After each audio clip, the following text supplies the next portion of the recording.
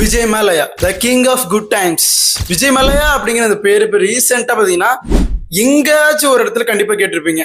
யூடியூப்பா இருக்கட்டும், ஃபேஸ்புக்கா இருக்கட்டும், இன்ஸ்டாகிராமா இருக்கட்டும். ஏன்னா இப்போ ரீசெண்டா அவருடைய பாட்காஸ்டுக்கு அப்புறம் எங்க போனாலும் நம்ம கேட்கிற ஒரே பேரு விஜய் மல்லையா. விஜய் மல்லையா யார் இந்த விஜய் மல்லையா? நமக்கு தெரிஞ்சது பாத்தீங்கன்னா கோடி கணக்குல நம்ம இந்தியன் பேங்க்ல இருந்து லோன் வாங்கிட்டு அதை திருப்பி கொடுக்காம நாட்டை விட்டே ஓடி போயிட்டாரு அப்படிங்கிறத நமக்கு அவரை பத்தி தெரிஞ்ச ஒரு விஷயம். நம்ம எல்லாத்துக்குமே தெரிஞ்ச விஜய் மல்லையா அப்படின்னா பணம் வாங்கிட்டு திருப்பி கட்டாம ஏமாத்திட்டு போயிட்டாரு அப்படிங்கிறது நமக்கு தெரிஞ்ச விஷயம்.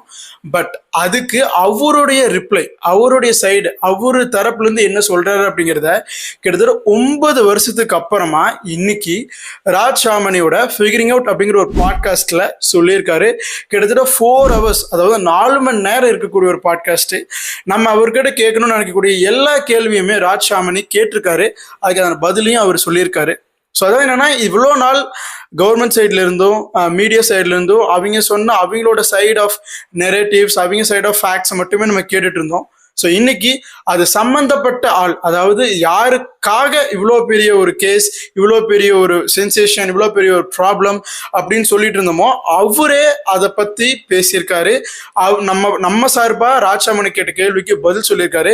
நீங்க இன்னும் அந்த பாட்காஸ்ட்டை போய் பார்க்கல அப்படின்னா கண்டிப்பா போய் பாருங்க. யூடியூப்ல போயிட்டு விஜய் மல்லையா பாட்காஸ்ட் வித் ராஜ் சாமனின்னு போட்டீங்கன்னாவே உங்களுக்கு வரும்.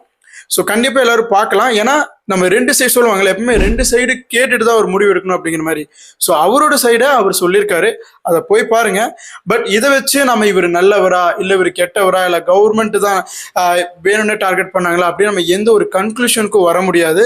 But it's of course good to know both sides. எப்படி நம்ம கவர்மெண்டோட சைடு, மீடியாவோட சைடு நம்ம என்னென்ன நியூஸ் அண்ட் நரேட்டிவ்ஸ் நம்ம கேட்டோமோ அதே மாதிரி இவர் சைடு இவரும் என்னதான் சொல்றாரு அப்படின்னு நம்ம கேட்கறது தப்பே கிடையாது. So if you have a time கண்டிப்பாக போயிட்டு அந்த பாட்காஸ்ட் நீங்கள் வாட்ச் பண்ணுங்க. கண்டிப்பாக உங்களுக்கு லேர்ன் பண்ணுறதுக்கும் நிறைய விஷயங்கள் இருக்கும். ஸோ இந்த மாதிரியான இன்ட்ரெஸ்டிங்கான பைட்ஸுக்கு நம்ம ஜிகே பேச்சை ஃபாலோ பண்ணிக்கிங்க.